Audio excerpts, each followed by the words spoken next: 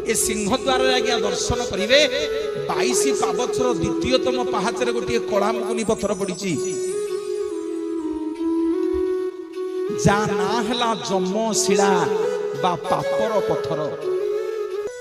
ए पत्थर को पुरी लोक माने पापर पत्थर बोली कहती। शास्त्र कहे ए शिला पत्थर ना होची जमशिला। जम आज्ञा एई पत्थर पर्यंत मंदिर भितर को जीव आउ जम मंदिर भितर को प्रवेश करि परिबो नाही। एई पत्थर पर्यंत आम मानकर पितृपुरुष सप्तपुरुष जीवे मंदिर भितर को आउ 22 पाहाच डेई परिबेनी। भूत प्रेत डाहाणी पिचासुनी सबु आज्ञा एई पाहाच पर्यंत जीवे आउ ऊपर को जाई परिबेनी।